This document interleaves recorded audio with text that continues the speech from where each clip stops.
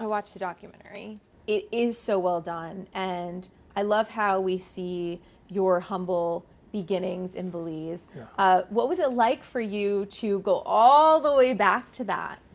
It was an emotional journey because I'm a very stoic person. I'm a very disciplined and focused person. So I don't live in these pockets of emotions in the journey of life. I move on. Yeah.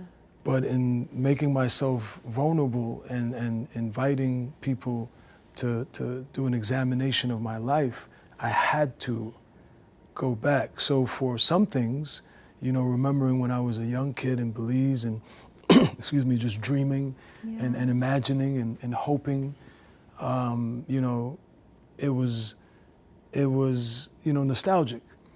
But then when you have to go to the trauma, when you have to go to the pain, it was painful. So it was a roller coaster. Yeah. You know? Yeah. Well, we learned so much about you. You end up growing up in Brooklyn. Yeah. And talk to me about when you discovered your love for rap and that you really actually had a knack for it. Early on, I guess from my mom's stomach, I love music. I really took it serious, like in my last year of high school. You know, started rapping in the bathroom, started being a part of ciphers. It was tough growing up where I grew up, so I was kind of like the tough guy. And so being a rapper was like corny. It was like something that we laughed at. So I never like wanted to like be a rapper. I wanted to, you know, be the protector of my community. And, you know, I had gotten shot the year before I graduated high school. And that was a real turning point because my mom almost fell into depression. And I promised her, I said, listen, I'm not going to do anything illegal. I'm not going to participate in anything that's going to cause you any more trauma. And I just finished high school, graduated, got a 18-speed bicycle from my cousin that I borrowed, enrolled in New York Tech. And so I delivered messages in the day and I went to school at night. And that's how, you know, my passion intensified because I guess the universe was blessing me because I was making my mom happy. To anybody out there, you know, always honor your mom and your dad. It'll take you far. And so, yeah, that's when it happened. One day coming from delivering messages in Manhattan, I went to get a haircut at my barber, who was in the documentary, on Church Avenue. And I used to rap all my raps for him. And a gentleman was walking out the barber shop and I ran him down and I said, listen, are you in the music industry? And he said, you know, Brooklyn's a dangerous place, pre-gentrified Brooklyn, before the Brooklyn Nets. And he's like, yeah, and I just started rapping for him. He was like, oh man, you're incredible. He took me straight to Foxy Brown. She was a multi-platinum artist back in the days with Jay-Z. Took me to her manager, and then I met, you know, Notorious B.I.G.'s manager, and the rest is history. At what point did you meet Diddy, and how responsible is he for your instant ascent? Yeah, as far as ascent, I just like to put out there that, you know, I grew up extremely poor in Belize, a developing nation. We didn't even have a bathroom in the house. And then when I came to America at 8 years old, my mom was a single parent. Like I said, as most immigrants, you all live in one house, can't even afford to pay rent. So by the time I got to meet people like Diddy and Sylvia Rhone and Russell Simmons and Leor Cohen and the music titans and Jimmy Iovine, I had been through so much pain and suffering as a kid growing up with just my mom and poverty. So I don't know about the instant part, but as far as Diddy, yeah, I met him when the bidding war was happening because a guy by the name of Chris Lighty really lit the fire. Chris Lighty passed away, but he's responsible for people like Busta Rhymes and Missy Elliott and LL Cool J. I went to rap for him in the Varick Street Def Jam offices. And once that happened, he wanted to sign me right then, and I think he called Diddy. I had already met Diddy, but Diddy was like, you know, he's like Michael Jackson. Was the most famous, you know, entertainer in the world at the time. But I think Chris called him, and this was a couple months later, and was like, oh man, you guys are finished. I have the antidote. Def Jam is back. And once he did that, then Diddy reached out, you know, to my people and was like, you know, come to LA, come see me, I'm ready to do the deal. Did you trust Diddy back then as your mentor? I think there's a difference between a mentor as far as life and a mentor as far as you want to be an entertainer. Yeah. You know, I liken it to Phil Jackson and Michael Jordan, or Phil Jackson and Kobe Bryant. Yeah. You know, what you do off the court, I'm sure coaches try to guide their players as much as possible, but the relationship is more on-court relationship. And so initially, interestingly enough, I didn't trust him. I had a big ego as a young kid, you know, 19 years old, 18 years old. I become a millionaire. I go from drinking sugar water because we were so poor to, you know, eating bread with condensed milk and sometimes going to sleep with nothing and become a millionaire. So you know, the Kanye song was my anthem, Can't Tell Me Nothing. Nobody could tell me anything. I thought I was that guy, and I was that guy. You know, I did it, but there was so much more to do. But initially there was a competition. It was like, I thought I was the man. I thought I was Diddy, and I wasn't. And I wasn't, and I got to thank, so initially I didn't trust him because I didn't trust anybody. I come from Brooklyn. My friend got his brains blown out when I was, you know, 15 years old. You know, I grew up where people, you know, sell their friends out, snitch on them, you know, kill them. Yeah. That's where I come from. So I didn't trust anyone, and I definitely was not, you know, ready to just open up. And then I thought I was the guy. And I'll never forget, there was a young lady I was dating, one of the most, you know, highest selling recording artists ever. And we had an argument. And she was like, you are nobody. You haven't sold one record. Oh, she checked you. She checked me crazy. And that was like from the hand of God. It was a slap from the hand of the heavens because it brought me to where I needed to be.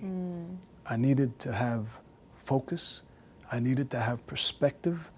And I needed to have some humility. I know hip hop is a bombastic culture, and it's a culture where you will everything.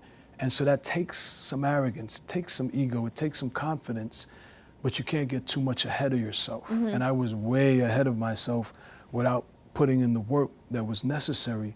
And Diddy was the key to unlock where I was going. Got so it. I had to respect his mentor role, and I had to trust that he sold, you know, hundreds of millions of records, and that's the reason that I came here. I didn't come here to date the girls that he was dating. Right. I didn't come here to drive a Bentley. Yeah. I came here to sell millions of records and let my voice be heard and be recognized for my talent. So at this point, life is mostly good. You're on a roller coaster, you're making music, you're meeting a lot of famous people, right? Diddy is a partner in your music, you know, you're working, and then it all kind of comes to a crashing halt on December 27th, 1999. Yeah. So how did that night begin? Well, you know, that night began like any other night where, you know, we go out and we're going to try to have a good time. The only difference with that night is 30 days before that, I had been shot at in front of Daddy's house studio, which is why I even had a weapon.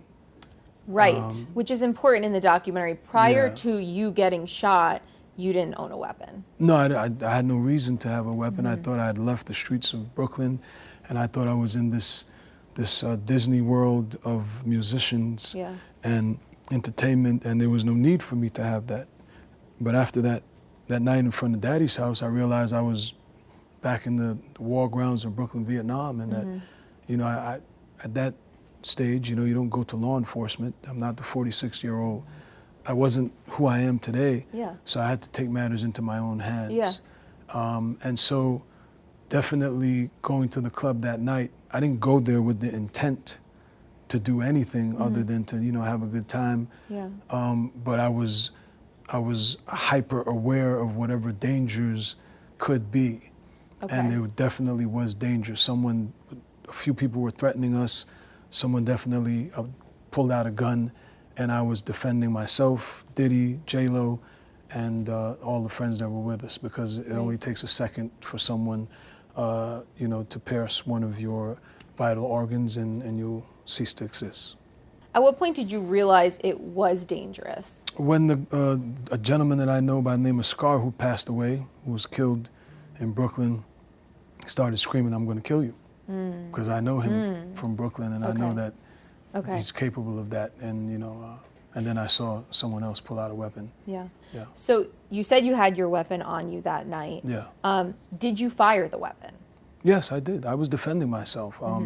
The question is, there were other weapons that were fired. The victim, one of the victims said that Diddy shot her, and that he fired his weapon. Right. And there are ballistics that support that multiple weapons were fired.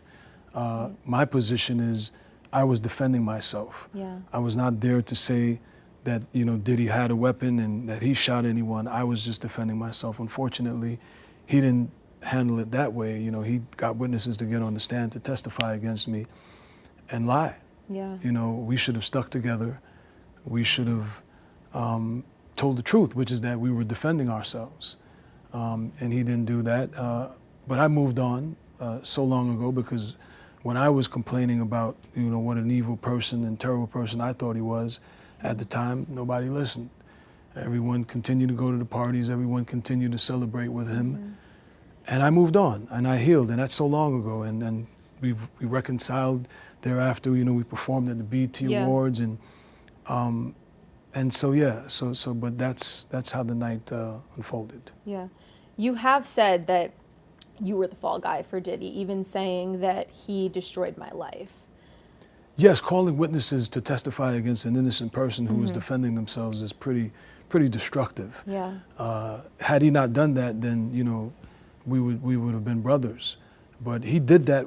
Literally, we're sitting here, and I'm like, you can't call that witness. Yeah. Please don't call that witness.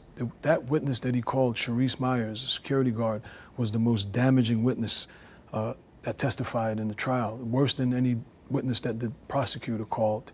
And he was calling other witnesses that came and were, painting me to be the bad guy, and they were trying to create a distance. I believe that's what his advisors, his lawyers were trying to do, which is why he left me in jail when I got arrested. So we went from protege, mentor, to, I don't know that guy. Right. And so that, to me, that's destructive, calling witnesses to testify against an innocent person who was trying to defend you.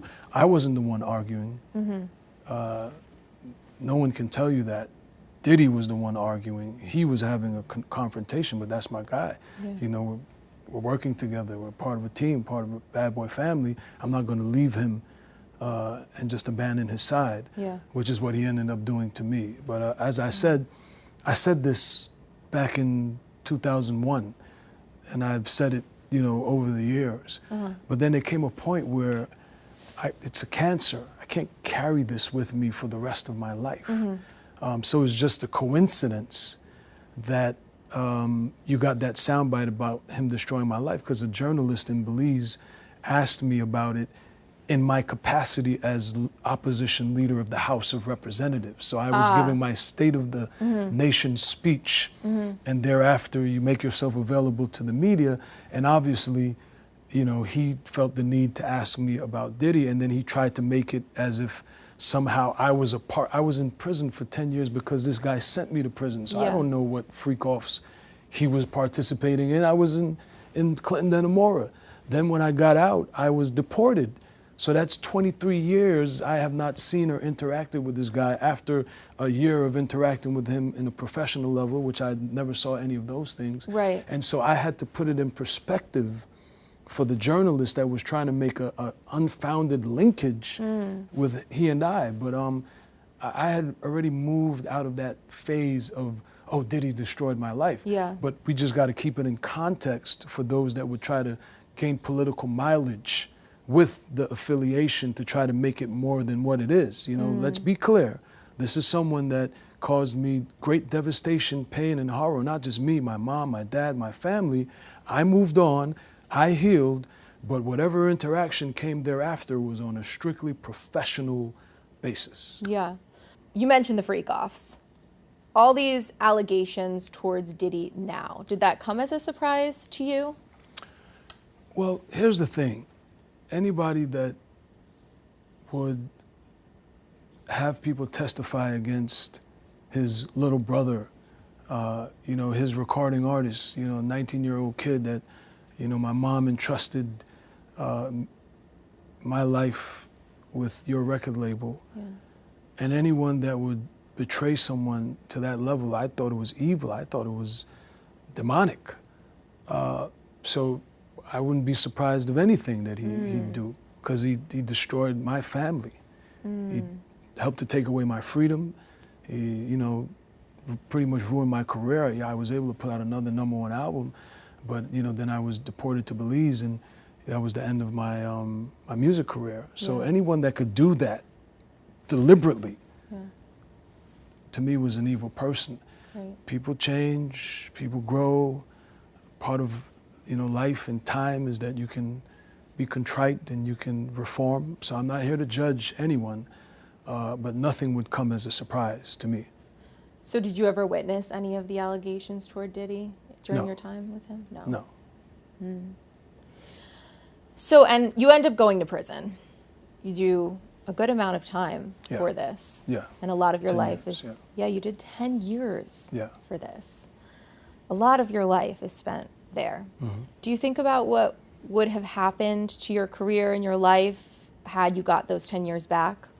I'd be a billionaire entertainer right now, probably multi-billionaire, doing everything from movies, everything that, the prototype that Russell Simmons gave to us, and people like Tupac Shakur and Will Smith gave to us, which is, you know, movies, clothing, you know, hotels, restaurants, you know, really the power of the hip hop market is so unlimited.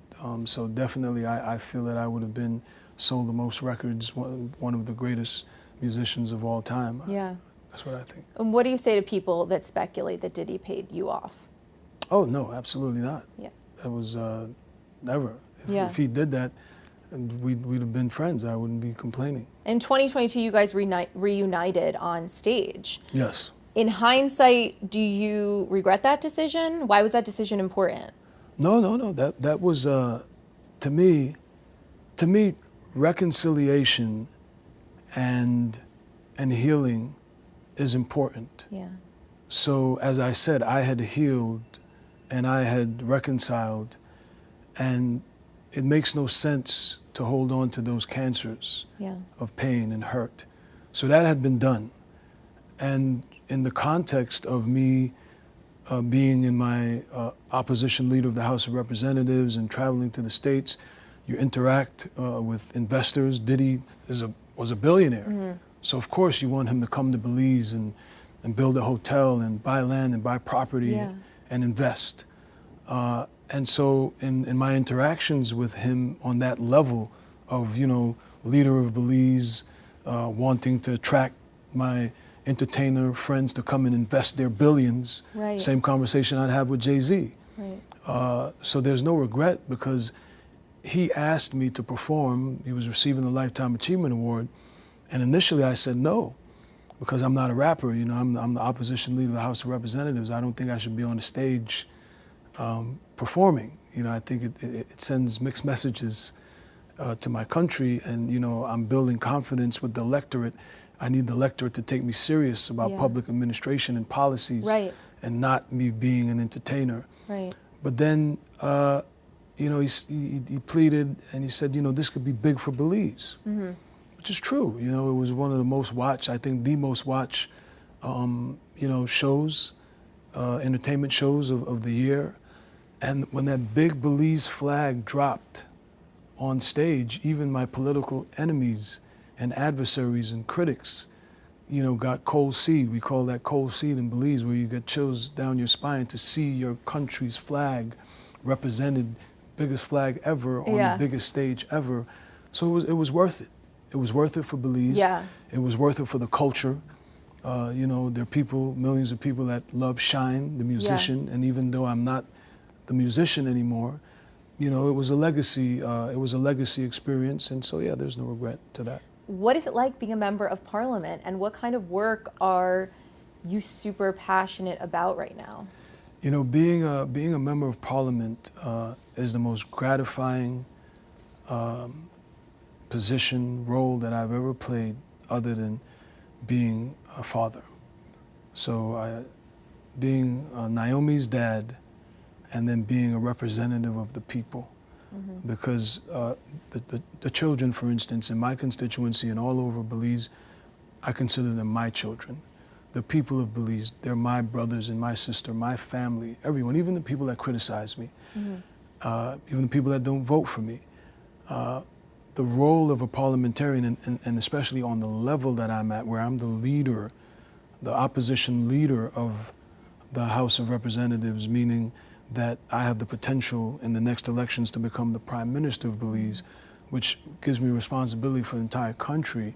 You know, there's no greater fulfillment than knowing, as opposition leader, I'm fighting for policies, I'm fighting for legislation that is going to help the young Shynes, whether a young girl or a young boy.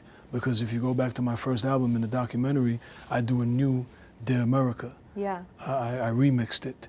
But then I was crying out to the powers that be, and now I am the power that is for those young people and all people that look to the state to make their lives better. So yeah, there's no one. I'd prefer to be where I'm at now than to be that billionaire entertainer that I could have been, because this helping my people is worth more than any money that I could make.